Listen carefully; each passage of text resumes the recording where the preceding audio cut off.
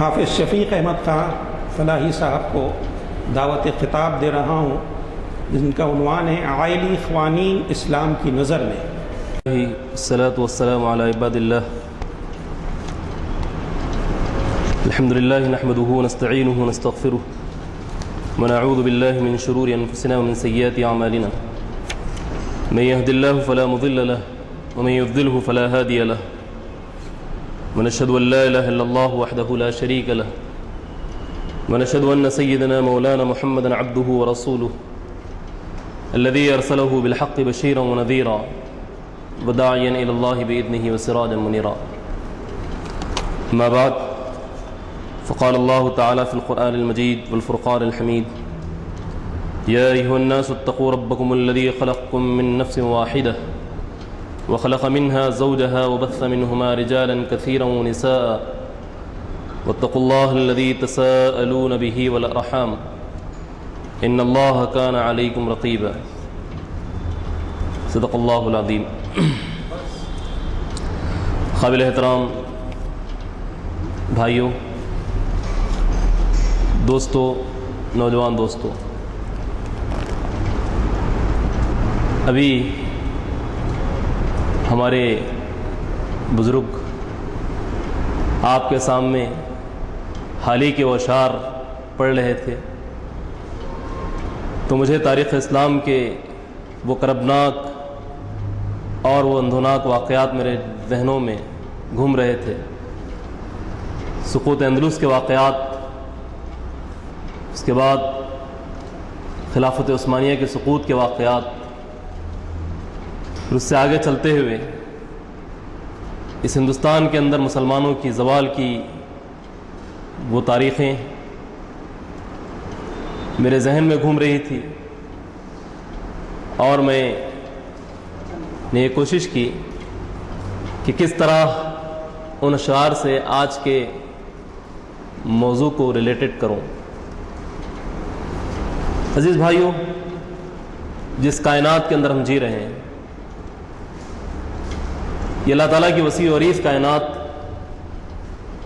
جس کے بارے میں ابھی ہمارے دوست حافظ صاحب نے اپنی قرات کے اندر وہ عظیم الشان قرآن مجید کی آیتیں پڑھی تھی: تبارک الذی بیدہ الملک وہو علی کل شیء قدیر،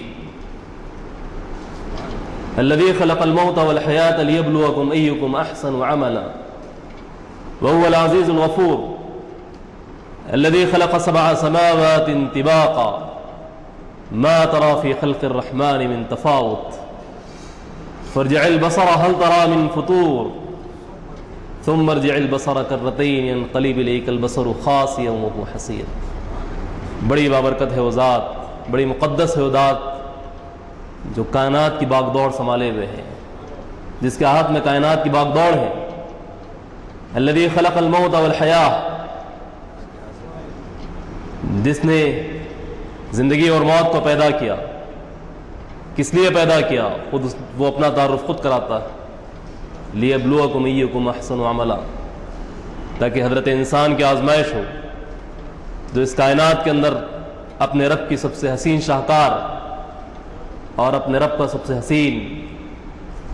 کی سب سے حسین مخلوق، اس کا امتحان ہے۔ اس کا امتحان صرف عبادات کے اندر نہیں ہے، اس کا امتحان صرف معاملات کے اندر نہیں ہے، اس کا امتحان زندگی کے ہر پہلو میں اس کا امتحان۔ وہ پہلو اس کی عائلی زندگی کا پہلو ہو، یا وہ پہلو اس کی قانونی زندگی کا پہلو ہو، یا وہ پہلو اس کی معاشرتی زندگی کا پہلو ہو، ہر پہلو میں اس کا امتحان ہے۔ اس کا امتحان صرف مسجد کے اندر اس کا امتحان نہیں ہے، زندگی کے ہر معاملات کے اندر اس کا امتحان ہے۔ اور اللہ رب العزت دیکھنا چاہتا ہے کہ میرا بندہ میرے ساتھ کتنی وفاداری کرتا ہے، جو زندگی کے ایک سانس میرے حکم سے وہ لے رہا، اسے نہیں معلوم کہ یہ سانس گزرنے کے بعد اگلی سانس اس کو ملنے والی ہے نہیں ملنے والی ہے، لیکن ان سانسوں کی وہ کتنی قدر کرتا ہے۔ اللہ نے جو اس کو زندگی دی ہے، اس زندگی کی وہ کتنی قدر کرتا ہے۔ عزیز دوستو، یہ تمام باتیں تمہیدی باتیں تھیں۔ آئیے آج کے موضوع کی طرف ہم بڑھتے ہیں۔ عائلی قوانین، اس کی اسلام کے اندر کیا اہمیت ہے اور اسلام کس نظر سے ان قوانین کو دیکھتا ہے۔ عزیز بھائیو، جس دور کے اندر ہم گزر رہے ہیں، جن حالات میں میری اور آپ کی سانسیں چل رہی ہیں، جن حالات کو ہم اور آپ دیکھ رہے ہیں، آئے دن اسلام اور اسلام کی تعلیمات کے اوپر حملے، میڈیا کے اندر، پرنٹ میڈیا کے اندر منصوبہ بند طریقے سے اسلام کے آئینی نظام کو تباہ و برباد کرنے کی کوشش، انسان کے خاندانی نظام کو تباہ و برباد کرنے کی کوشش، وہ ایک ٹوٹی پھوٹی شے جو مسلمانوں کی باقی رہ چکی تھی، آج اس بات کی کوشش کری جا رہی ہے کہ مسلمانوں کے آئینی نظام کو تباہ کر دیا جائے، مسلمانوں کے خاندانی نظام کو بکھیر دیا جائے۔ آج خدا کا یہ احسان ہے امت مسلمہ کے اوپر کہ ان گئے گزرے حالات میں بھی مسلمانوں کا خاندانی نظام مستحکم ہے۔ ہم دیکھتے ہیں ہمارے اطراف و اکناف جو قومیں اس وقت بس رہی ہے، ان کے خاندانی نظام کو جب ہم دیکھتے ہیں تو خدا کے سامنے سجدہ ریز ہو جاتے ہیں کہ اللہ تعالیٰ نے اس گئے گزری حالت میں بھی امت مسلمہ کے اوپر احسان کیا۔ خاندانی نظام بکھرا پڑا ہے۔ انسان جب خاندانی نظام بکھر جاتا ہے تو اس کا حال کیا ہوتا ہے؟ یا وہ خودکشی کرتا ہے یا وہ بڑے سے بڑے جرائم بھی کرنے سے دریغ نہیں کرتا۔ خاندانی نظام، عائلی نظام وہ اہمیت رکھتا ہے۔ یہ نظام اگر مستحکم ہو، اس نظام کی بنیادیں پختہ ہو، تو ان انسانوں کا وجود اس زمین کے اوپر ہوتا ہے جو انسان یہ زمین کے لیے رحمت ہوتے ہیں، جو انسان اس زمین کی ٹھنڈک ہوتے ہیں، جو انسان اس زمین کے اوپر اخلاق و کردار کا نمونہ ہوتے ہیں۔ آج خاندانی نظام بکھیرنے کے اثرات ہم دیکھ رہے ہیں۔ ہمارے نوجوانوں کے اندر سے وہ اخلاق و کردار کی خوشبوئیں دور سے دور ہوتے چلے جا رہی ہیں۔ ہمارے نوجوان انتہائی ذلت اور انتہائی پستی کے حرکات کر رہے ہیں، جس کو دیکھ کر شرمندگی محسوس ہوتی ہے کہ محمد رسول اللہ صلی اللہ علیہ وسلم کا نام لینے والے اور قرآن مجید کے تعلیمات کے حامل آج کا نوجوان، آج کے امت مسلمہ کے افراد، ان کے کردار اور ان کی عصمتوں کی یہ حالت ہے۔ عزیز دوستو، آئیے اس خاندانی نظام کو مضبوط کیسے کیا جا سکتا ہے، اس عائلی نظام کو مضبوط کیسے کیا کہہ سکتا ہے۔ قرآن مجید کس طرح کے نسخے ہم کو دیتا ہے۔ ہماری اور آپ کی اگر کوئی رجوع ہونے والی چیز ہو سکتی ہے اس زمین کے اوپر، وہ چیز جو ہم کو زندگی کا صحیح راستہ بتا سکتی ہے، تو صرف قرآن مجید کے علاوہ اور حضرت محمد مصطفیٰ صلی اللہ علیہ وسلم کے علاوہ کوئی ایسی چیز نہیں ہے زمین کے اوپر جس سے ہدایت اور کسب فیض حاصل کیا جائے۔ کوئی ایسی چیز نہیں ہے جو انسانیت کو بھی آگ جہنم کی آگ سے بچا سکے، اور جو انسانیت اس وقت جہنم کا نظارہ پیش کر رہی ہے۔ آپ دیکھ رہے ہیں اس وقت انسانیت کا خون، اس وقت مسلمانوں کا خون سمندر کے پانی سے بھی زیادہ ارزاں ہو چکا ہے۔ آج اس ذلت کی کیفیت کے اندر سے ہم کو کوئی چیز نکال سکتی ہے تو صرف قرآن مجید کی طرف رجوع، صرف اللہ کے رسول صلی اللہ علیہ وسلم کی تعلیمات کی طرف رجوع، صرف ان معیارات کے مطابق ہم خاندانوں کی تعمیر، جو معیارات قرآن مجید ہم کو دیتا ہے، جو معیارات اللہ کے نبی صلی اللہ علیہ وسلم کو دیتے ہیں، ان معیارات کے ذریعے سے ہم اپنی کھوئی ہوئی نیا کو پھر سے، کھوئی ہوئی کشتی کو پھر سے موج تلاطم پہ لا سکتے ہیں۔ عزیز دوستو، قرآن مجید کہتا ہے، آئیے سب سے پہلے ہم نکاح کے متعلق گفتگو کرتے ہیں۔ آج یہ نکاح جو انسانوں کے لیے رحمت سمجھا جاتا تھا، جس نکاح کے ذریعے سے سلسلہ انسانی کے تسلسل کو اللہ تعالیٰ نے باقی رکھا تھا، جس نکاح کے ذریعے سے انسانوں کی تعمیر مقصود تھی، جس نکاح کے ذریعے سے اللہ تعالیٰ انسانیت کے سلسلے کو آگے بڑھا رہا تھا، اس نکاح کی صورتحال آج کیا ہو چکی ہے۔ قرآن مجید کی آیات سے ہم جائزہ لینے کی کوشش کرتے ہیں۔ آج ان آیت کی طرف ہم بڑھتے ہیں جو قاضی نکاح کے موقع پر ہر وقت پڑھتا ہے، اور قاضی جو پیغام ہم کو دیتے ہیں۔ عزیز دوستو، اللہ تعالیٰ قرآن مجید کے اندر کہتے ہیں، یا ایھا الناس اتقوا ربکم الذی خلقکم من نفس واحدہ، اے لوگو اللہ سے ڈرو۔ یہ بات صرف مسلمانوں سے نہیں کی جا رہی ہے۔ اب مسلمان اس خوش فہمی میں نہیں رہے کہ قرآن مجید صرف ہماری کتاب، قرآن مجید انسانیت کی کتاب ہے۔ قرآن مجید زمین پر دھڑکنے والے ہر اس دل کی کتاب ہے جو انسانیت کی تعمیر چاہتا ہے، جو انسانیت کی زندگیوں کے اندر ایک انقلاب لانا چاہتا ہے، جو انسانیت کو جہنم کی آگ سے بچانا چاہتا ہے۔ ہر اس انسان کی قرآن مجید کتاب ہے۔ اللہ کے نبی صلی اللہ علیہ وسلم سے یہی نظریہ ہم کو دیا تھا۔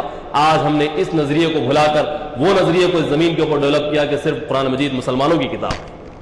بھائیو، یہ کتاب انسانیت کی کتاب ہے۔ اگر آج ہم انسانیت کے سامنے یہ کتاب کو رکھتے، اگر آج ہندوستان کے عوام کے سامنے یہ کتاب کو رکھتے تو آج یہ دن نہیں دیکھنے پڑتے۔ آپ دیکھ رہے ہیں گزشتہ ایک ہفتے سے طلاق کے مسئلے پر میڈیا کے اندر ڈیبیٹ ہو رہی ہے، گزشتہ ایک ہفتے سے تعدد ازواج کے مسئلے پر میڈیا کے اندر ڈیبیٹ ہو رہی ہے۔ یہ معاملات کیوں ہو رہے ہیں؟ اور جب بہت سے لوگوں سے پوچھا جاتا ہے کہ بھائی اس بارے میں آپ واقف ہیں، تو وہ کہتے ہیں کہ بھائی اس سے ہم واقف نہیں، کیونکہ ہم نے قرآن مجید کو نہیں پڑھا۔ تو مجرم کون ہے؟ مجرم ہم ہیں، کیونکہ انسانیت تک ہم نے قرآن کی تعلیمات کو نہیں پہنچایا، انسانیت کے دلوں پر ہم نے دستک نہیں دی، انسانیت کو ہم نے یہ بات نہیں بتائی کہ قرآن انسانوں کی کتاب ہے۔ اللہ کے نبی حضرت محمد مصطفیٰ صلی اللہ علیہ وسلم صرف امت مسلمہ کے لیے نہیں آئے تھے، بلکہ پوری انسانیت کی تعمیر کے لیے زمین کے اوپر آئے تھے۔ قرآن کہتا ہے یا ایھا الناس اتقوا ربکم، یہ بات کون سے موقع پر کہی جا رہی ہے؟ یہ بات اس موقع پر کہی جا رہی ہے جب ایک دلہن اور دلہا کا عقد ہوتا ہے، جب ان کی خوشیوں کا موقع ہے۔ اسلام یہ پیغام دیکھا ہے کہ دیکھو خوشیوں کے موقع پر اتراتے مت پھرو، خوشیوں کے موقع پر جو اتراتا ہے اس کی مثال قرآن قارون سے دیتا ہے۔ دیکھو خوشیوں کے موقع پر بھی اللہ کو یاد رکھو۔ آج نکاح کیوں ٹوٹ رہے ہیں؟ آج معاشرے کے اندر خاندان کیوں بکھر رہے ہیں؟ اس لیے کہ خوشیوں کے موقع پر ہم نے اللہ کو یاد نہیں رکھا۔ ہم نے یہ سمجھا کہ خوشیاں مل گئی اور خوب عیش و مستی اور کر لیے اور اس کے بعد اپنے وقت کو گزار دیے۔ اللہ تعالیٰ کہہ رہا ہے اتقوا ربکم، پھر کہا جاتا الذی خلقکم من نفس واحدہ، جس نے تم کو ایک جان سے پیدا کیا، آدم و حوا کے ذریعے سے جس نے تم کو تخلیق کیا اور نسل انسانی کے سلسلے کو دراز کیا۔ اور کیوں دراز کیا؟ یہ کوئی معمولی کھیل نہیں ہے۔ ربنا ما خلقت ھذا باطلا، پروردگار تو نے اس زمین کو بیکار پیدا نہیں کیا، تو نے اس کائنات کو عبث پیدا نہیں کیا، تو نے خاندانی نظام کو جو بنایا ہے یہ بیکار نہیں بنایا، بلکہ انسانیت کی تعمیر مقصود ہے، نسل انسانی کا تحفظ مقصود ہے، انسانیت کے اندر وہ اخلاق و کردار کا پروان چڑھانا مقصود ہے جو اس اخلاق و کردار اللہ تعالیٰ دیکھنا چاہتا ہے۔ آج خاندان ٹوٹ رہے ہیں اور اس کا اثر کس کے اوپر پڑ رہا ہے؟ اس کا اثر آگے آنے والی نسلوں کے اوپر پڑ رہا ہے۔ وہ نسلیں اعلیٰ صفات سے محروم، وہ نسلیں ہمت اور کردار سے محروم، وہ نسلیں وہ اعلیٰ صفات اور وہ غیور صفات سے محروم ہوتی چلے جا رہی ہے جس کا تصور اسلام دیتا ہے۔ پھر کہا جا رہا ہے اتقوا ربکم الذی خلقکم من نفس واحدہ وخلق منها زوجها وبث منهما رجالا كثيرا ونساء واتقوا الله الذي تساءلون به والارحام ان الله كان عليكم رقيبا۔ پھر اللہ تعالیٰ کہہ رہا وخلق منها زوجها وبث منهما رجالا كثيرا ونساء، اور تمہارے ذریعے سے بہت سی کثرت کی نسلیں چلائی اور اس کے ذریعے سے ایک نسل انسانی کا تسلسل چلا، رجالا كثيرا ونساء واتقوا الله، دیکھو اللہ سے ڈرو، تسالون به والارحام، تم جو آج نقد نکاح کرنے جا رہے ہو، جو آج نکاح کی محفل میں تم عہد و پیمان کرنے جا رہے ہو، دیکھو اللہ کے سامنے رکھ کر تم یہ عہد و پیمان کر رہے ہو۔ ان اللہ کان علیکم رقیبا، دیکھو اس بات کو مت بھولو کہ اللہ تعالیٰ تم کو دیکھ رہا اور وہ ذات تم کو دیکھ رہی ہے جس کا خود تعارف کراتی ہے، یعلم خائنۃ الاعین وما تخفی الصدور، وہ نگاہوں کی چوریوں کو بھی جانتا ہے، دلوں میں چھپے ہوئے بھید اور راز کو بھی جانتا ہے۔ دیکھو اپنے مکاریوں سے، اپنے چال بازیوں سے دوسروں کو دھوکہ دے سکتے ہو، لیکن اس ذات کو دھوکہ نہیں دے سکتے جس کی دوسری صفت یہ ہے لا تأخذہ سنۃ ولا نوم، جو تعارف اللہ تعالیٰ نے آیت الکرسی کے اندر کرایا۔ یہ صفات کیسے پیدا ہوگی انسان کے اندر؟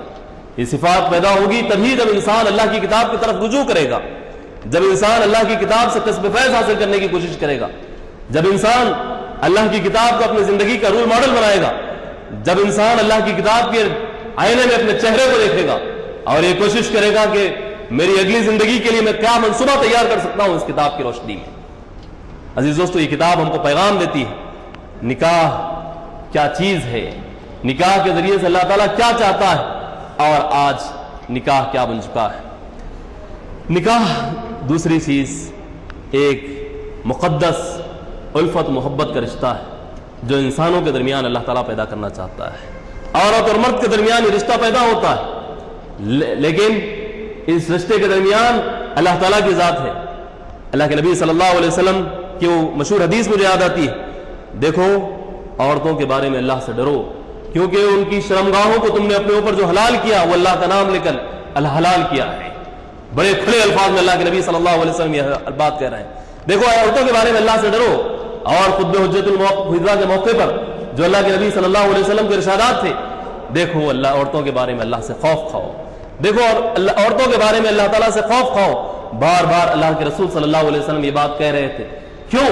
اس لیے کہ جب عورت اپنے مقام سے ہٹ جاتی ہے, جب عورت اپنے منزل سے ہٹ جاتی ہے, تو معاشرے کا خاندانی استحکام بکھر جاتا ہے, معاشرے کے اندر تباہی و بربادی لازمی ہو جاتی ہے, معاشرہ ٹوٹ پھوٹ کا شکار ہو جاتا ہے. اقبال نے کیا خوب بات کہی تھی, وجود رنز ہے تصور کائنات میں رنگ. اس کے بعد اقبال مختلف اشعار کہتا ہے, لیکن اس اشعار کا لب لباب کیا ہوتا ہے کہ دیکھو عورت کو اپنی جگہ سے ہٹانے کی کوشش مت کرو, عورت کی اس انداز میں تعمیر کرو جس انداز میں اس کے رب نے اس کی تعمیر کی تھی, جس انداز میں اس کے رسول نے اس کی تعمیر کی تھی. اس کے بعد دوسری چیز کی طرف ہم بڑھتے ہیں, آئلی نظام مضبوط کیسے ہو, خاندانی نظام مضبوط کیسے ہو. نکاح کو اس احساس کے ساتھ نکاح کرنا چاہیے, اور ہماری نسلوں کے سامنے یہ بات رکھنی چاہیے نکاح کے وقت. دیکھو نکاح صرف جنسی خواہشات کا مجموعہ نہیں ہے, نکاح کے ذریعے سے صرف جنسی خواہشات کو مٹانا مقصود نہیں, بلکہ اس کے ذریعے سے اللہ کے ان بندوں کو زمین کے اوپر لانا مقصود ہے جو بندے اللہ کے دین کی سربلندی کے لیے اپنی زندگیوں کو لگائیں, جو بندے اللہ کے صالح اور اللہ کے نیک بندے بن کر زمین کے اوپر زندگی کو گزاریں. یہ مقاصد کو جب سے ہم نے بھلا دیا, آج نکاح ہو رہے ہیں بغیر کونسلنگ کے نکاح. نوجوان لڑکے اور نوجوان لڑکیاں نکاح کر رہی ہیں, وہ یہ سمجھ رہے ہیں کہ صرف ایک جنسی خواہشات اور جنسی بھوک کو مٹانے کا ذریعہ ہے. بھائیو یہ نظریہ اسلام کا نظریہ نہیں ہے, یہ نظریہ فرائڈ کا نظریہ ہے. یہ نظریہ ہو سکتا ہے نیچے اور ہیگل کا نظریہ ہو سکتا ہے, لیکن اسلام کا یہ نظریہ نہیں. اسلام نے جو نظریہ دیا ہے نکاح کے ذریعے سے اولاد اور کا رشتہ استوار ہو, نکاح کے ذریعے سے پاکیزہ اولاد اس زمین کے اوپر وجود میں آئے. اولاد پیدا کرنا کمال نہیں ہے, اولاد تو جانور بھی پیدا کر رہے ہیں, لیکن صالح اولاد کو پیدا کرنا مقصود ہے. وہ اولاد جو آپ کی سانسیں بند ہونے کے بعد بھی آپ کے لیے اپنے رب کے حضور اٹھا کر دعائیں کرتی رہے. وہ اولاد جو زمین کے اوپر آپ کی زندگی جو آپ نے جس انداز میں گزاری ہے اس زندگی کے مشن کو آگے لے کے بڑھتے رہے. حضرات انبیاء کرام علیہ السلام کی کیا دعائیں تھیں. ذکر رحمت ربک عبدہ زکریا اذ نادى ربه نداء خفیا قال رب انی وهن العظم منی واشتعل الرأس شیبا ولم اکن بدعائک رب شقیا. پڑھتے چلے جائیے, قرآن مجید سے محصور ہوتے چلے جائیے. ذکر رحمت ربک عبدہ زکریا, ہم نے اپنی کتاب میں اپنے اس بندے کا ذکر کیا ہے جو انتہائی مخلص تھا اپنے دین کے معاملے میں. اذ نادى ربه نداء خفیا, جو روتے ہوئے گڑ گڑاتے ہوئے اپنے رب کے سامنے دعائیں کی تھی. کس کے لیے دعائیں کی تھی؟ دنیا کی چکا چوند کے لیے دعا نہیں کی تھی, دنیا کی چمک دمک کے لیے دعائیں نہیں کی تھی. قال رب انی وهن العظم, پروردگار میری جسم کی ہڈیاں بوسیدہ ہو چکی ہیں. واشتعل الراس, میرے سر کے بال بھور چکے ہیں, سفید ہو چکے ہیں, نہیں معلوم کہ میری زندگی کے آخری سانسیں کب نکلنے والی ہیں. ولم اکن بدعائک رب شقیا, لیکن پروردگار تیرا اور میرا یہ معاملہ ہے کہ میں نے کبھی تجھ سے دعا مانگ کر مایوس نہیں ہوا, تو نے ہمیشہ میری دعائیں قبول کی. وإني خفت الموالي من ورائي وكانت امرأتي عاقر, میرے رب میں اس حال میں تجھ سے دعا کر رہا ہوں کہ میری بیوی بانجھ ہے, زندگی کے آخری مراحل میں وہ داخل ہو چکی ہے. ولم اکن بدعائک رب شقیا وإني خفت الموالي من ورائي وكانت امرأتي عاقر فهب لي من لدنك وليا, میں اس امید سے دعا کر رہا ہوں کہ پروردگار مجھ کو ایک ولی عطا کر, یعنی بیٹا عطا کر. کیوں عطا کر؟ مال و دولت کے لیے؟ کیوں عطا کر؟ زندگی کی دوسری خوشیوں کے لیے نہیں. میرا مشن جو آگے ہے انسانیت کی خدمت, انسانیت کو جہنم کی آگ سے بچانا. وہ انسانیت اس کی تصویر قرآن مجید اس الفاظ میں کہتا ہے علی شفا حفرۃ من النار, انسانیت جہنم کے کنارے کھڑی ہوئی ہے. اب کون وہ خوش نصیب ہے جو ایک ایک انسان کو جہنم سے بچاتا ہے. یرثنی ویرث من آل یعقوب, جو میرا بھی وارث ہو اور آل یعقوب کا بھی وارث ہو. یہ دعائیں ہوتی تھی پیغمبر کی. یرثنی ویرث من آل یعقوب, جو میرا بھی وارث ہو اور آل یعقوب کا بھی وارث ہو. پروردگار سے جب ایسی دعائیں کی جاتی ہیں اولاد کے سلسلے میں, یقین جانیے اللہ تعالیٰ وہ اولاد میں رحمت فرماتا ہے جس اولاد کو دیکھ کر انسانی آنکھیں ٹھنڈک محسوس کرتی ہے. وہ ٹھنڈک نہیں جو مادی ٹھنڈک ہوتی ہے, بندے مومن وہ ٹھنڈک چاہتا ہے جو اس کی ابدی ٹھنڈک ہو، جو اس کو اس دنیا میں بھی ٹھنڈک دے اور آخرت کے اندر بھی ٹھنڈک دے۔ عزیز دوستو، خاندانی نظام میں مستحکم کب ہوگا، عائلی زندگی مستحکم کب ہوگی؟ جب اولاد کو اس احساس کے ساتھ اولاد کا حصول ہو، جب اولاد اس احساس کے ساتھ پیدا کی جائے۔ میں نے ایک بات کہی تھی ابھی تھوڑی دیر پہلے، اولاد کو پیدا کر لینا بہت آسان ہے، جانور بھی اولاد کو پیدا کرتا ہے، لیکن وہ اولاد کو پیدا کرنا بہت مشکل ہے جو اولاد آنکھوں کی ٹھنڈک بنتی ہے۔ پھر تیسری چیز، نکاح کے وقت ایک بڑی عجیب چیز ہمارے معاشرے میں دیکھنے میں آتی ہے، وہ بڑی بے غیرتی کے ساتھ، بے حیائی کے ساتھ جہیز کے مطالبات۔ آج مسلم معاشرہ اس ناسور سے، اس خطرناک ناسور سے گزر رہا ہے۔ ہم سلام کرتے ہیں ہمارے ہندوستان کے دوسرے مذاہب کے بھائیوں کو، ہم یہ اس احساس کے ساتھ یہ بات کہتے ہیں کہ وحی الہی کی آخری نشانی رکھنے والی قوم آج اس کے اخلاق و کردار کی یہ حالت، لیکن دوسری قوموں کے اندر ہم دیکھتے ہیں کہ انہوں نے اپنے قوم میں سختیاں نافذ کی، اگر کوئی مانگتا ہے تو اس کو قوم سے بائیکاٹ اس کا کیا جاتا ہے، قوم سے اس کا بائیکاٹ کر دیا جاتا ہے۔ یہ چیزیں ہندوستان کی دوسری قوموں میں بھی اب شروع ہو رہی ہیں۔ کچھ دن پہلے ہم ایک ہندو مہاسبھا کے بارے میں سنے تھے کہ ان لوگوں نے مختلف شہروں میں یہ چیز بنائی کہ شادی کے وقت اگر کوئی مانگتا ہے تو اس کا بائیکاٹ پوری کمیونٹی مل کر کرتی ہے۔ سکھ بھائیوں کے پاس بھی یہ چیز شروع ہو رہی ہے کہ اس چیز کو ختم کیا جائے۔ اس چیز کے پیچھے حکمت عملی کیا ہے؟ یہ چیز جب پیدا ہو جائے گی کسی بھی قوم کے اندر، وہ قوم انتہائی ذلت اور کے گڑھوں میں جا گرے گی۔ آج مسلم معاشرے کو ہم دیکھتے ہیں بڑی تیزی کے ساتھ یہ بھیک مانگنے کا طریقہ مسلم معاشرے کے اندر رائج ہو چکا ہے۔ آپ اگر اپنی اولاد کی شادی کرتے ہیں تو کیوں اس احساس کے ساتھ اپنی اولاد کو پروان نہیں چڑھاتے؟ بیٹے، اللہ نے 2 ہاتھ دیے ہیں، 2 پیر دیے ہیں، اللہ نے عقل سلیم دیا ہے جس کی کوئی قیمت نہیں لگا سکتی۔ بیٹے، اس کے ذریعے سے اپنی دنیا بنانے کی کوشش کرو، لوگوں کے سامنے ہاتھ مت پھیلاؤ۔ آج مسائل اتنے گمبھیر ہو چکے ہیں، اس حیدرآباد کے اندر 70,000 ہماری مسلم بچیاں بیٹھی ہوئی ہیں جو نکاح کی عمروں کو کے حد پار کر چکی ہے، جہیز کا مطالبہ انتہائی بے حیائی کے ساتھ۔ آج عائلی نظام، خاندانی نظام ٹوٹ پھوٹ کا شکار بھی اس لیے ہو رہے ہیں۔ عورت آتے وقت اپنے ساتھ ایک بڑی جہیز کا سامان لے کر آتی ہے اور اس احساس کے ساتھ لاتی ہے کہ میرے باپ نے مجھے فقیر نہیں بھیجا، مجھے پورے مال و دولت کے ساتھ بھیجا ہے۔ اب وہ بھی اپنے شوہر کے سامنے وہ کیسے رہے گی، وہ اطاعت کے دائرے میں کیسے رہے گی، کیونکہ یہاں تو معاملہ خرید و فروخت کا ہوا ہے۔ عزیز دوستو، اسی لیے اسلام نے جہیز کو حرام قرار دیا ہے۔ اب لوگ اس کی منمانی تعویلات کرتے ہیں کہ بھائی اللہ کے نبی نے حضرت فاطمہ کو بھی جہیز دیا تھا۔ ان تعویلات میں جانے کی ضرورت نہیں۔ اگر گہرائی کے ساتھ عمیق انداز میں اسلامی تعلیمات کا مطالعہ کیا جائے تو محسوس ہوگا کہ اللہ کے نبی نے حضرت علی کو اپنے بیٹے کی طرح پالا تھا۔ یہ جہیز نہیں تھا، بلکہ اللہ کے نبی صلی اللہ علیہ وسلم نے اپنی طرف سے کچھ تحفے دونوں کو عطا کیے تھے تاکہ اگلی زندگی کا آغاز یہ لوگ کریں۔ آج جہیز کے ناسور میں پوری قوم جلس رہی، پھر ہم دیکھ رہے ہیں ہمارا خاندانی نظام، ہمارا عائلی نظام ٹوٹ پھوٹ کا شکار ہو رہا ہے۔ کیوں نہیں ہوگا جب ہم بھیک کے ذریعے سے اپنی نوجوان نسلوں کو پروان چڑھائیں گے۔ آپ کو معلوم ہے، میں بتاتا چلوں، علامہ اقبال کی زندگی کا وہ واقعہ میں جب پڑھتا ہوں تو عزیز دوستو، بڑے افراد ایسے ہی نہیں بنتے، ان کے پیچھے جو افراد ہوتے ہیں ان کی قربانیاں بڑی بڑی قربانیاں ہوتی ہیں۔ علامہ اقبال اپنی پوری زندگی اپنی بیوی کو اپنے گھر کا کرایہ دیتے ہوئے اپنی زندگی گزاری۔ سر اقبال اگر چاہتا تو پورے ایک بہترین گھر بنا کر رہتا، لیکن ان کو ضرورت نہیں تھی، وہ نہیں چاہتے تھے کسی عورت کی بھیک پر اپنی زندگی کا آغاز شروع کرے۔ عزیز دوستو، ہم کو اپنی اولاد کو خودداری کا درس دینا ہے۔ اگر آپ یہ چاہتے ہیں کہ خاندانی نظام کو مضبوط کریں تو اپنی نسلوں کی تربیت ان کی بچپن ہی سے شروع کر دیجئے۔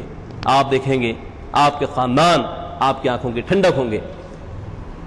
پھر عزیز دوستو، چوتھی چیز کی طرف ہم بڑھتے ہیں، نان نفقے کا مسئلہ۔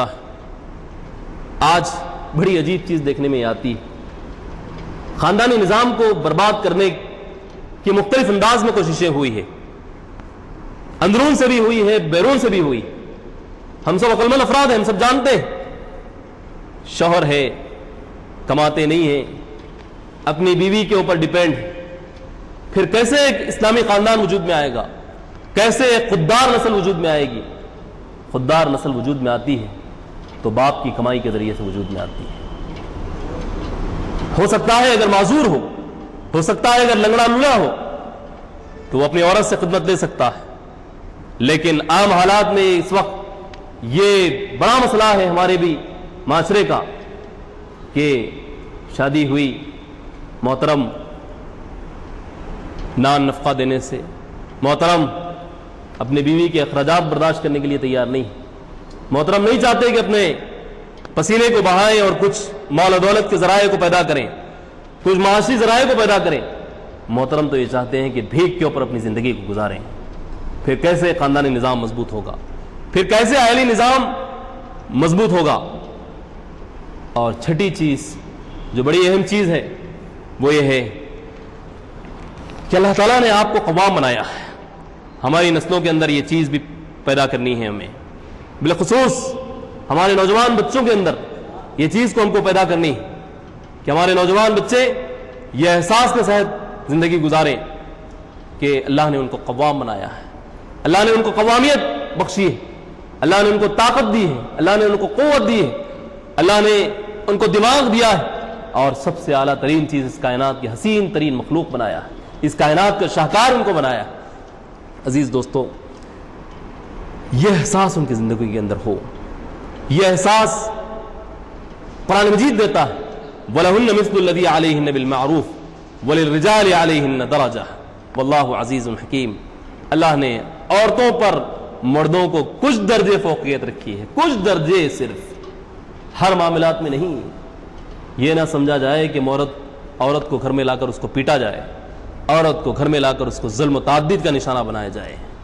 آج مسلم معاشرے میں ہو رہا ہے یہ چیز، عورت کو گھر میں لا کر اس کو مقام دیا جائے۔ اسلام نے عورت کو مقام دیا تھا۔ آپ اگر اسلام سے پہلے کی تہذیب کا مطالعہ کریں گے، حضرت محمد مصطفیٰ صلی اللہ علیہ وسلم جب زمین کے اوپر آئے تھے اس وقت انسانیت کی کیا کیفیت تھی، اس کا اگر مطالعہ کریں گے تو آپ کو سمجھ میں آئے گا۔ بیزنٹائن امپائر، رومن امپائر کی تہذیب کا اگر آپ مطالعہ کریں گے، عورت کو کھیل کود کے میدان کے اندر ایک تماشا بنا دیا گیا تھا۔ عورت اس زمانے کے اندر ایک صرف جنسی بھوک مٹانے کا ذریعہ تھی۔ آج پھر وہ دور آ چکا ہے، آج عورت کو اسی مقام پر لا کر ٹھہرا کر دیا گیا ہے۔ عزیز دوستو، یہ سب حالات ہم دیکھ رہے ہیں۔ دیکھیے، مجھ سے اور آپ سے بہت بڑا سوال ہے اللہ کے پاس۔ صرف یہ نہ سمجھیے کہ صرف 5 نمازوں کے متعلق سوال ہے، صرف چند چیزوں کے متعلق سوال ہے۔ ہم سے سب سے بڑا سوال یہ ہے کہ تمہارے پاس جو کتاب اللہ تعالیٰ نے تم کو دی تھی، اس کتاب کی تعلیمات کو انسانوں تک تم نے کہاں تک پہنچایا؟ مجھے یاد آتا ہے جماعت اسلامی کی جانب سے پنجاب میں پنجابی زبان میں قرآن مجید کا ترجمے کرایا گیا، ایک بہت بڑی تقریب وہاں پر رکھی گئی۔ سردار نشتر جی وہاں موجود تھے، انہوں نے بہت بڑی بات کہی مولانا سراج الحسن صاحب سے، مولانا آج ہمارے ہاتھوں میں یہ کتاب پہنچ رہی ہے، مولانا ان لوگوں کے بارے میں بتائیے جو ہمارے پورب اس دنیا سے گزر چکے ہیں، ہمارے بڑے دنیا سے گزر چکے ہیں۔ کیا آپ لوگوں کو فرصت نہیں تھی کہ 800 سال کا جو حکومت آپ نے ہندوستان کے اندر کی تھی، یہ کام کرتے آپ؟ اللہ کی کتاب تو انسانوں تک پہنچاتے تو آج انسانیت کی ایک بڑی تعداد جہنم میں جانے سے بچ جاتی تھی۔ تو مولانا اپنے آنکھوں سے آنسو بہا دیے کہ بھائی آج تو کام ہوا ہے۔ بھائیوں، یہ کتاب کو ہم کو انسانیت تک پہنچانا ہے، یہ کتاب کو ہم کو انسانوں کے دل کی آواز بنانا ہے۔ آج آپ یہ مت سمجھیے کہ صرف آپ خاندانی نظام کے ٹوٹ پھوٹ کا شکار ہیں، آج انسانی معاشرہ بلک رہا ہے۔ آج انسانی معاشرے کے اندر سے وہ قدریں ٹوٹ چکی۔ آپ جا کر دیکھ سکتے ہیں، دور مت جائیے، خود حیدرآباد کے اطراف و اکناف دیکھیے، کتنے بوڑھوں کے رہنے کے گھر بنائے گئے، اولڈ ایج ہومز بنائے گئے، جہاں پر بوڑھوں کو لے جا کر پٹک دیا جا رہا ہے، کیوں نہ ہوگا جب ہمارے بوڑھوں نے اپنی نسلوں کی تربیت اللہ اور اس کی کتاب کے مطابق نہیں کی تو یہی ان کا حال ہوگا۔ نسلوں کی تربیت مقصود ہے، نسلوں کو انسان بنانا مقصود ہے۔ نسلیں اگر انسان بنے گی تو آپ کی بھی قدر ہوگی۔ جب آپ نے آپ کے خالق کی بات نہیں مانی تو کون آپ کی بات مانے گا؟ پھر تیسری چیز، یہ احساس ہمارے نوجوانوں کے ذہنوں کے اوپر ہو کہ اللہ نے ان کو قوامیت بخشی ہے، اللہ نے ان کو خوددار بنایا ہے، وہ بھکاری نہیں بنایا۔ یہ احساس ان کی زندگیوں کے اندر پیدا کیا جائے۔ اس کے بعد بھائیوں، خاندانوں میں اللہ تعالیٰ نے ہر ایک کے حقوق مرتب کیے ہیں۔ آپ کو قوام کیوں بنایا ہے؟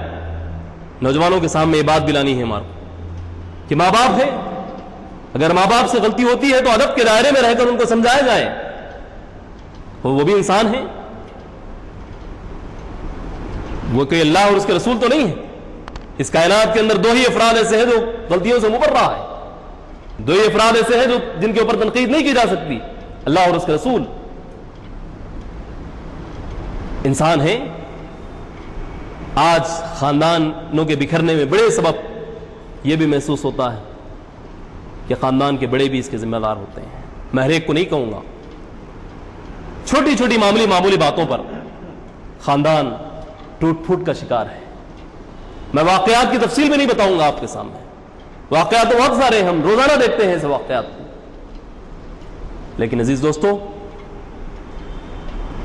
جو انسان نے عقد کیا ہے، جس شخص نے عقد کیا ہے، اس کی یہ ذمہ داری ہے کہ اپنی بیوی کی حفاظت کرے، اس کی یہ ذمہ داری ہے کہ اپنے والدین کی بھی حفاظت کرے، اپنے والدین کو بھی جہنم کی آگ سے بچائیں۔ ظلم و تعدی کہیں بھی ہو رہا ہو وہ حرام ہے، حرام ہے۔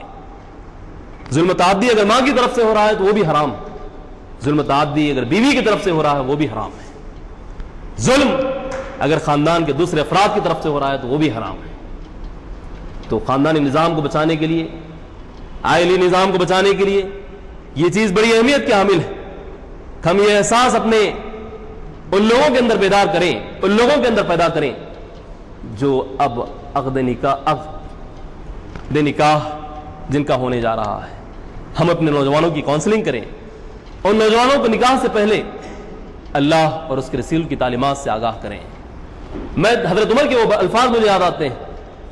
حضرت عمر نے ایک بار کہا تھا ام حفصہ رضی اللہ تعالیٰ عنہ سے، ام حفصہ بیٹی تھی حضرت عمر کی، بیٹی اس بات کی کوشش کرو کہ معاشرے کے اندر جو خواتین رہتی ہیں، جو بچیاں رہتی ہیں، جن کے نکاح ہونے جا رہے ہیں، ان کے سورہ نور اور سورہ احزاب پڑھا لیا کرو، اللہ کے وہ احکامات ان کے سامنے آ جائیں جو ایک عائلی نظام کے لیے ضروری ہے اور ایک خاندانی نظام کی مضبوطی کے لیے ضروری ہے۔ آج ہمارا تعلق اللہ کی کتاب سے تاگے کے مانند ہو چکا ہے، جبکہ یہ تعلق ہمارا اس طرح ہونا چاہیے تھا۔ احادیث میں الفاظ آتے ہیں کہ بالنواجس، اس کتاب کو اپنے دانتوں سے پکڑ لو، اس کتاب کے مطابق اپنے نسلوں کی تعمیر کرنے کی کوشش کرو۔ یہ ساری چیزیں تھیں۔ اب اس کے بعد آئیے ہم دیکھنے کی کوشش کرتے ہیں معاشرہ، جو لوگ نکاح کرتے ہیں کیا ان کے اوپر جو حقوق عائد ہوتے ہیں اس حقوق سے ان لوگوں کو واقف کرواتا ہے؟ نہیں کرواتا ہے۔ تو اگر انسان اپنے حقوق سے واقف نہ ہو، اگر وہ کوئی جرم کرے تو اس کو جرم میں کیسے پکڑا جا سکتا ہے؟ تو حقوق سے واقف کروایا جائے۔ شوہر کے اوپر کیا حقوق ہیں؟ احادیث روشنی کے میں آپ کے سامنے کچھ حقوق کو بیان کروں گا۔ میں بڑی طویل بحثوں میں نہیں جانا چاہتا، میں اگر گفتگو کرتے بیٹھوں تو ایک دن بھی ختم ہو جائے گا۔ قرآن مجید کی اتنی تعلیمات ہے عائلی نظام کو اور خاندانی نظام کو مضبوط کرنے کے سلسلے میں۔ ہم چیزوں کو لیتے ہیں، وہ کیا چیزیں ہو سکتی ہیں جس کے مطابق ایک خاندان کی تعمیر کی جائے تو خاندان ایک پختہ خاندان بنے، وہ خاندان بنے جو دوسروں کے لیے رول ماڈل ہو۔ سب سے پہلی چیز بیوی کے حقوق ہے۔ تمہارا ان پر یہ حق ہے کہ وہ تمہارے یہاں کسی ایسے شخص کو نہ آنے دے جس کو تم ناپسند کرتے ہو۔ ہماری بچیوں کو یہ بات اچھی طرح سمجھ آنی نہیں چاہیے، ان کی شادیوں سے پہلے کہ اگر تمہارا شوہر کسی شخص کو ناپسند کرتا ہے، کسی شخص کے بارے میں وہ ناپسندی کا اظہار کرتا ہے، ایون دو اللہ کے نبی صلی اللہ علیہ وسلم نے یہ بات بتائی ہے کہ اگر تمہارے خونی رشتہ داروں کے بارے میں بھی اگر تمہارا شوہر ناپسندی کا اظہار کرتا ہے تم ان کو گھر میں آنے مت دو۔ اللہ کے نبی صلی اللہ علیہ وسلم کے وہ زندگی کا وہ واقعہ ہم کو معلوم ہونا چاہیے۔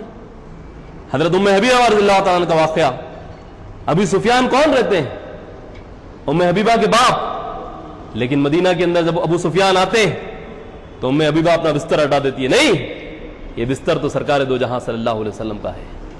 یہ ہوتا ہے مرتبہ شوہر کا۔ یہ احساس، یہ فکر ہماری بچیوں کے اندر پیدا کرنی ہے، یہ احساس، یہ فکر ہمارے خاندان کے عورتوں کے اندر پیدا کرنی ہے۔ پرانے دوروں میں بہت کم سننے میں آتا تھا کہ کسی علاقے میں کوئی طلاق اور کوئی خلا کا واقعہ پیش آیا، لیکن آج تو یہ محسوس ہو رہا ہے کہ ہر تیسرے گھر کے اندر یہ واقعہ پیش آ رہا ہے، ہر تیسرا گھر ٹوٹ رہا ہے، ہر تیسرا گھر بکھر رہا ہے۔ اس کی وجوہات کیا ہے؟ نظام تعلیم، پورا نظام تعلیم بنیادی اخلاق سے خالی، پورے نظام تعلیم کے اندر کوئی اخلاق اور حس کی بو محسوس نہیں ہوتی۔ میں اس موضوع سے ہٹتے ہوئے 1 منٹ کی گفتگو آپ سے لیتے ہوئے کہتا ہوں، اس نظام تعلیم کو جس نے ڈیولپ کیا تھا اس کا نام تھا ماؤنٹ میکیلے۔ اس نے یہ بات کہی تھی، میں نظام تعلیم خاص طور پر مسلمانوں کے لیے ڈیولپ کر رہا ہوں، میں کوئی مسلمان کو کافر تو نہیں بنا سکتا ہوں لیکن مسلمان کو مسلمان بھی باقی نہیں رہنے دوں گا۔ عہد مغلیہ کے دور میں دینی مدارس تھے، لوگ اسلامی تعلیم سے واقف ہوتے تھے، صرف مسلمان ہی نہیں بلکہ اسلامی تعلیمات کی ٹھنڈک ہمارے اطراف و اکناف رہنے والے غیر مسلم بھائیوں تک بھی پہنچی تھی، اور اس سے متاثر ہو کر کئی ایسے قوانین بنائے گئے جو اسلامی تعلیمات کی روشنی میں تھی۔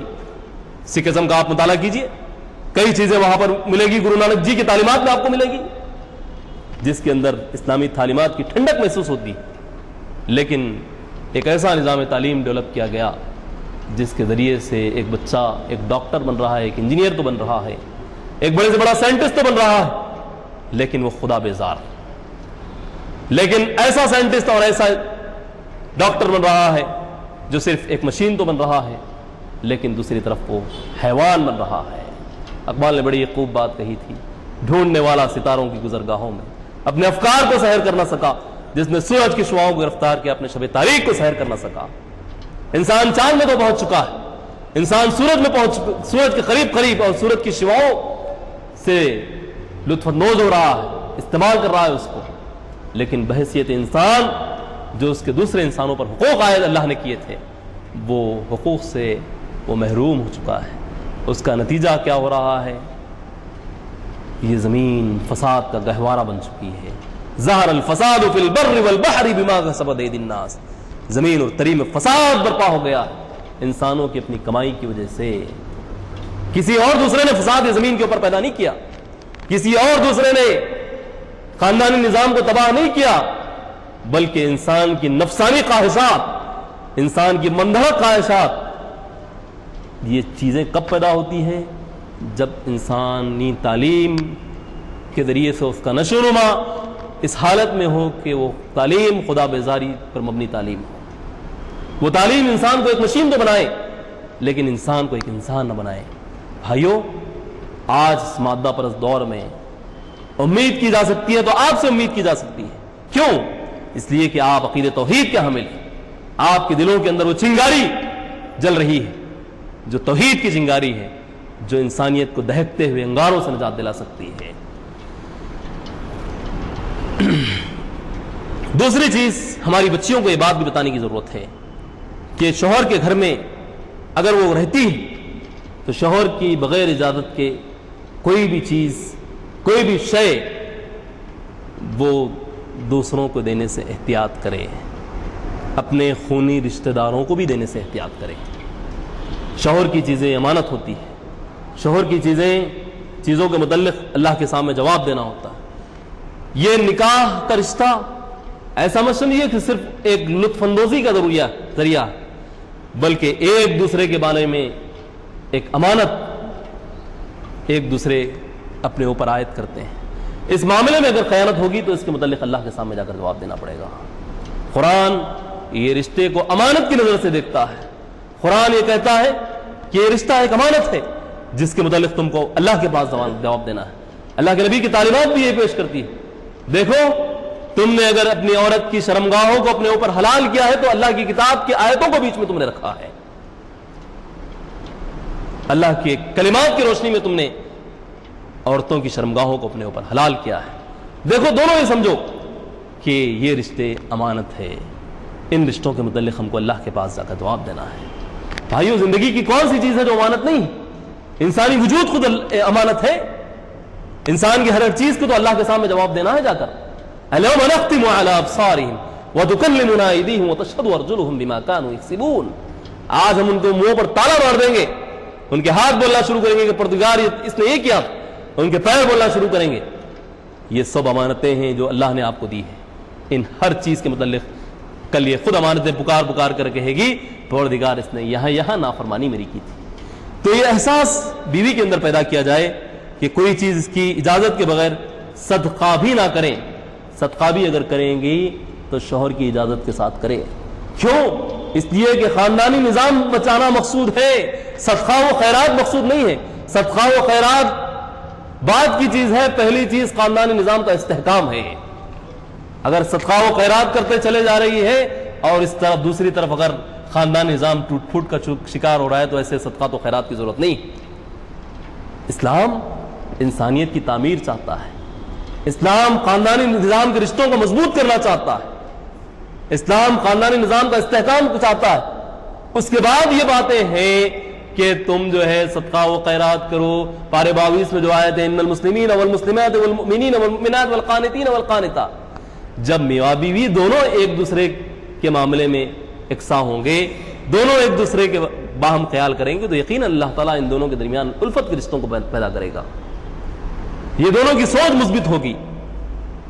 لیکن جہاں سوچ کے اندر دراڑ پیدا ہو جائے تو وہاں پر ان چیزوں سے بھی اعتراض ہم کو کرنا چاہیے۔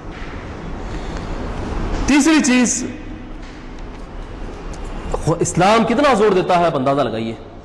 روزے جیسی عبادت کے بارے میں جو اسلام کی تیسری عظیم الشان عبادت ہے، سوائے رمضان کے روزوں کے، رمضان کے روزے تو فرض ہے، اسلام یہ کہتا ہے کہ عورت کے اوپر یہ بات بھی فرض کر دی گئی کہ وہ اپنے شوہر کی اجازت سے روزے رکھے، نفل روزے۔ ایسا نہیں ہے کہ نفل روزے رکھتی چلے جا رہی ہے اور دوسری طرف ازدواجی زندگی تباہ و بربادی کی جانب بڑھ رہی ہے۔ عزیز دوستو، یہ باتیں بتانے کے پیچھے حکمتیں کیا ہے؟ شریعت کی جو تعلیمات ہوتی ہیں اس کے پیچھے حکمتیں ہوتی ہیں۔ یہ حکمتیں ہیں کہ خاندانی نظام کو مضبوط کیا جائے۔ کیوں؟ اس لیے کہ اللہ تعالیٰ نسل انسانی کی حفاظت آپ کے سپرد کر رہا ہے۔ یہ نکاح ایک رات چند مہینوں کی مستی کا ذریعہ نہیں ہے، بلکہ اس کے ذریعے سے وہ انسان آپ کے ہاتھوں میں وجود میں آئے جو انسان اس زمین کی ٹھنڈک ہو، جو انسان اس زمین کے اللہ تعالیٰ کے اوپر اللہ کے پسندیدہ انسان ہو۔ آج ہم یہ دیکھ رہے ہیں وہ انسانوں سے معاشرہ خالی خالی نظر آ رہا ہے۔ کیوں انسان پیدا نہیں ہو رہے ہیں؟ کیوں انسانوں کے اندر سے وہ اخلاق و کردار کی عظمتیں دور ہوتی چلے جا رہی ہیں؟ اس کی بنیادی وجوہات میں ہم جب جاتے ہیں تو یہ محسوس ہوتا ہے کہ انسانی نکاح بھی اسی طرح نکاح ہو رہے ہیں جس طرح جانوروں کے نکاح ہوتے ہیں۔ عزیز دوستو، انسانی نکاح یہ وہ عہد و پیمان ہے جو خدا کو بیچ میں رکھ کر کیا گیا۔ بات بتانے کی یہ تھی کہ عورت کو بھی اپنی پوری ذمہ داریوں کا احساس کرنا ہے۔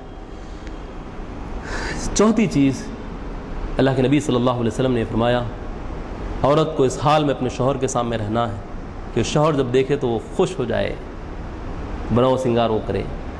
کس کے سامنے بناؤ سنگار جائز؟ کس کے سامنے خوشبو لگانا جائز؟ صرف اپنے شوہر کے سامنے۔ اللہ کے نبی صلی اللہ علیہ وسلم کی حدیث مجھے یاد آتی ہے، صرف ترجمہ میں پڑھتا ہوں اس کا۔ اللہ کے نبی نے فرمایا کہ وہ عورت جنت کی خوشبو سے محروم رہے گی جو عورت جب بازار میں چلتی ہے تو اس کی خوشبو سے دوسرے لوگ لطف اندوز ہو، اس کی خوشبو لوگوں کی ناک کو مہکاتی بھی چلے، وہ عورت جنت کی خوشبو سے بھی محروم رہے گی۔ آج بتانے کی ضرورت نہیں، ہم سب عقل مند ہیں، ہم سب جانتے ہیں کہاں گئی یہ اسلامی تعلیمات، کہاں گیا وہ خاندانی نظام کی مضبوطی۔ بھائیو، اس کے لیے خارجی کوششیں بھی ہو رہی ہے اور اندرونی کوششیں بھی ہو رہی ہیں، خارجی کوششیں میں آپ کو بتاتا چلوں کہ ایسے ایسے ٹی وی سیریلز وجود میں لائے جا رہے ہیں کہ جس کو دیکھ کر صرف مسلمان ہی نہیں، انسانیت کا درد رکھنے والا ہر شخص تڑپ جائے گا کہ انسانیت کہاں جا رہی ہے، انسانیت کس رخ پر بہہ رہی ہے۔ ابھی کچھ دن پہلے پاکستان سے ایک ٹی وی سیریل لانچ ہوا تھا، بہت دنوں تک عورتوں نے اس کو دیکھا۔ ایک شوہر ہے، ایک بیوی ہے اور اس کے کئی شوہر ہیں۔ یہ سیریل جو ہے ہمارے کئی گھرانوں کی لڑکیاں دیکھ رہی ہیں، صرف مسلمانوں کی بات نہیں کہہ رہا ہوں، کئی انسانوں کے گھرانوں کے لوگ دیکھ رہے ہیں۔ کیا ہوگا بھائی؟ خاندان ٹوٹے گا نہیں تو کیا ہوگا؟ خاندانوں کے اندر بکھراؤ نہیں ہوگا تو کیا ہوگا؟ ایک وہ بچی ہے جس کو اسلامی تعلیمات نہیں معلوم، جس کو اسلامی تعلیمات سے آگے کہتے ہوئے جس کو انسانی قدریں نہیں معلوم، اگر وہ یہ چیزیں دیکھے گی تو ضرور متاثر ہوگی اس سے۔ آج ٹی وی کلچر کے ذریعے سے، میڈیا کے ذریعے سے، پرنٹ میڈیا کے ذریعے سے، الیکٹرانک میڈیا کے ذریعے سے خاندانی نظام کو تباہ و برباد کرنے کی کوشش کی جا رہی ہے، عائلی نظام کو بکھیر دینے کی کوشش کی جا رہی ہے۔ ان حالات میں امت مسلمہ غنیمت ہے کہ ان کا خاندانی نظام اور عائلی نظام محفوظ ہے، لیکن یہ مت سمجھیے کہ ہم محفوظ ہے۔ محفوظ تو تب آپ رہیں گے جب اس تعلیمات کی دعوت آپ انسانیت کو دیں گے، جب آپ انسانیت کی تعمیر ان تعلیمات کے مطابق کرنے کی کوشش کریں گے۔ پڑوسی کے گھر کو آگ لگی اور ہم خوش بیٹھے تو کل ہمارے بھی گھر کو آگ لگے گی، ایسا نہیں ہے کہ ہمارے گھر تک آگ نہیں پہنچے گی۔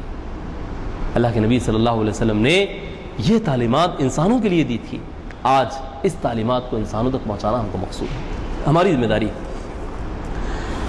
پھر عزیز دوستو آئیے بیوی کے کیا حقوق ہے جو شوہر کے اوپر عائد ہوتے ہیں۔ سب سے پہلا حق، نکاح کے وقت ہی وہ اپنے بیوی کا مہر ادا کرے۔ معجل اور معجل میں بہت تھوڑا سا فرق ہے، عین اور واو کا۔ اس فرق کو بہانہ نہ بنائے کہ فوراً دے یا دیر سے دے، کہ بھائی وہ خوددار انسان بنے، مہر کے معاملے میں اتنے مہر نہ باندھے جو اس کے اوپر پریشانی کا باعث ہو۔ ابھی کچھ دن پہلے ہمارے اپنے رشتہ داروں میں ایک شادی میں جانے کا اتفاق ہوا، محترم نے 40 لاکھ روپے مہر باندھا اپنی بیوی کا۔ میں نے کہا کہ کیوں اپنے اوپر ظلم کیے؟ نہیں میں زندگی میں کماؤں گا، میرا اتنا ایم، اتنا آبجیکٹ ہے۔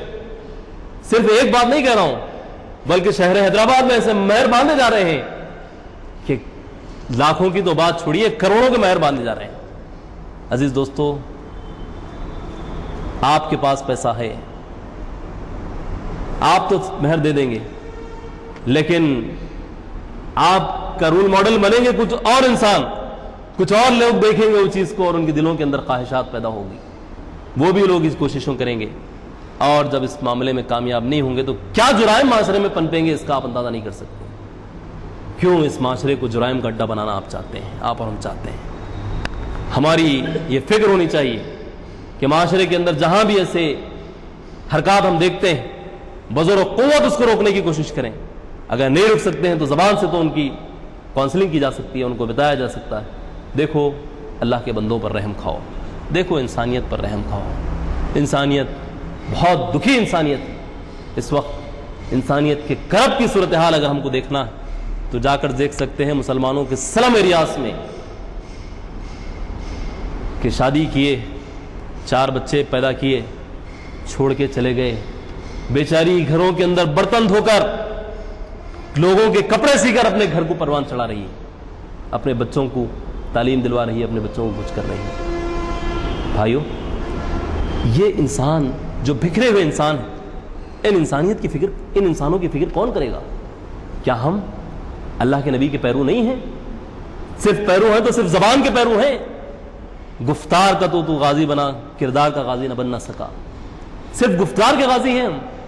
کیا معاشرے کی تعمیر مقصود نہیں ہے؟ معاشرہ صرف خالی خلی باتوں سے نہیں بنتا ہے، معاشرہ صرف خوابوں کی باتوں سے معاشرہ نہیں بنتا ہے۔ معاشرے کی تعمیر کے لیے رول ماڈلز کی ضرورت ہوتی ہے۔ ہم رول ماڈل بنے، ہماری نوجوان نسلوں کو رول ماڈل بنائیں کہ لوگ دیکھ کر کہیں یہ ہے اسلام، یہ ہے انسان۔ اسلام سے آگے چلتے ہوئے میں کہوں گا یہ ہے انسان۔ اس زمین کی، اس دھرتی کی امانت، اس دھرتی کے اوپر خدا کا احسان، اس دھرتی کے اوپر ایشور کا احسان۔ اس کے بعد جو دوسری چیز ہوتی ہے عزت، اس کی عزت نفس کا ہمیشہ خیال رکھیں۔ دیکھیے عزت نفس ہر انسان کو پیاری ہوتی ہے، ایگو ہر انسان کو پیارا ہوتا ہے۔ بیوی ہے، آپ اس کو گھر میں لائے، اس کے ساتھ جیسا سلوک کریں گے یہ اسلام کے اندر جیسا تیسا سلوک کریں گے جائز نہیں، اس کی بھی ایک عزت نفس ہے، اس کا بھی ایک مقام ہے، اور اسلام یہ مقام کسی اور نے نہیں دیا، یہ مقام قرآن نے اس کو دیا ہے، یہ مقام اللہ کے نبی صلی اللہ علیہ وسلم نے دیا ہے، یہ مقام اللہ تعالیٰ نے اس کو دیا ہے۔ بیوی کی عزت نفس کا خیال رکھا جائے، اس کو ٹھیس پہنچانے سے بچا جائے، اس کے رشتہ داروں کے بارے میں بد کلامی کرنے سے پرہیز کیا جائے۔ تمہارے بابا ایسے، تمہارے چچا ایسے، تمہاری اماں ایسی، اور وہ کیا کرے گی؟ تمہارے بابا ایسے تو وہ کیا کرے گی؟ تمہاری اماں ایسی تو وہ کیا کرے گی؟ تمہاری پھپھی ایسی تو وہ کیا کرے گی؟ تمہارا بھائی ایسا تو وہ کیا کرے گی؟ وہ تو ایک معصوم جان ہے، اس سے تو لطف اندوز ہونے کے لیے آپ لائے ہیں اس کو گھر کو۔ تو ان چیزوں سے پرہیز کیا جائے جو اس کو ٹھیس پہنچاتی ہے، اس کو ذلیل نہ کریں۔ اگر کوئی جرم دیکھتے ہیں آپ اپنی بیوی کے اندر بھی، کوئی خرابی دیکھتے ہیں، تو تنہائی میں اس کی کاؤنسلنگ کی جائے، تنہائی میں اس کو سدھارنے کی کوشش کی جائے۔ ہم چار دوستوں کے درمیان ٹھہرے ہوں، اگر کوئی ہماری غلطی ہمارے منہ پر آ کر بتا دے تو کیا ہمارے دلوں کو ٹھیس نہیں پہنچے گی؟ کیا عورت انسان نہیں ہے؟ کیا وہ کوئی اور وجود ہے؟ ہم جیسے تیسے اس کو جو ہے لتاڑ رہے ہیں۔ ماہرین نفسیات نے یہ بات کہی ہے کہ اپنی ماں کے سامنے بھی اپنی بیوی کو نہ ڈانٹا جائے، اور اللہ کے نبی صلی اللہ علیہ وسلم کی تعلیمات سے بھی یہ بات ملتی ہے ہم کو۔ کیوں؟ اس لیے کہ یہ بھی عورت ہے اور وہ بھی عورت ہے۔ اللہ نے آپ کو قوام کیوں بنایا؟ اللہ نے آپ کے ہاتھ میں خاندان کی باغدار کیوں دیے؟ اللہ نے آپ کو تربیت کا محرک کیوں بنایا؟ اس لیے کہ آپ کے اندر کچھ قوت اللہ نے دی ہے، تو آپ اس بات کا پرہیز کریں، اس بات سے بچیں کہ عورت کی عزت نفس کو ٹھیس پہنچیں، اور حسن سلوک جہاں تو ہو سکے عورت کے معاملے میں حسن سلوک ہو۔ غلطیوں کو اگر دیکھا جائے تو چھوٹی چھوٹی غلطیوں پر نہ پکڑا جائے، نظر انداز کر دیں ان غلطیوں کو۔ اللہ کے نبی صلی اللہ علیہ وسلم سے بڑھ کر کون اس زمین کے اوپر مسلح ہو سکتا ہے؟ ہم عائشہ ایک بار کٹورے کو اٹھا کر پھینک دیتی، واقعہ ہم سب کو معلوم ہے۔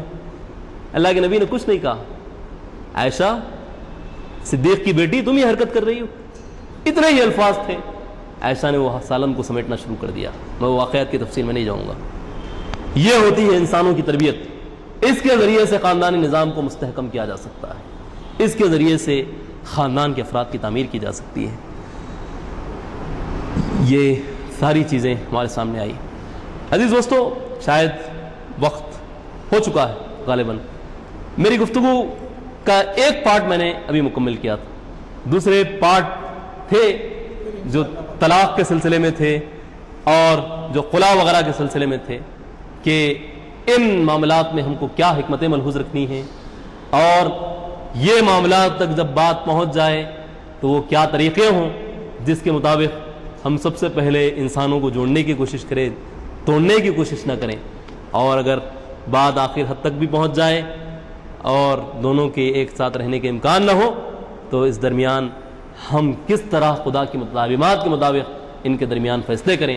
اللہ تعالیٰ سے دعا ہے انشاءاللہ اور کبھی موقع رہے گا تو ہم یہ چیز کو تکمیل کریں گے۔ یہ چیز 4 جو ہے قسطوں میں مکمل ہوگی۔ اللہ تعالیٰ سے دعا ہے اللہ تعالیٰ کہنے سننے سے زیادہ عمل کی توفیق عطا فرمائے، اور ہم کو سچا مومن بنائے، اور تیری تعلیمات کے مطابق ہمیں زندگی گزارنے کی توفیق عطا فرمائے۔ اللہم اجعل القرآن العظیم ربیع قلوبنا ونور صدورنا وجلاء حزننا وذهاب همنا الا ثب اللهم اعز الاسلام والمسلمين، اللهم اعز الاسلام والمسلمين، اللهم انصر المجاهدين الذين يجاهدون في سبيلك، اللهم انصر المسلمين الذين يجاهدون في سبيلك۔ سبحان ربك رب العزة عما يصفون، وسلام على المرسلين، الحمد لله رب العالمين۔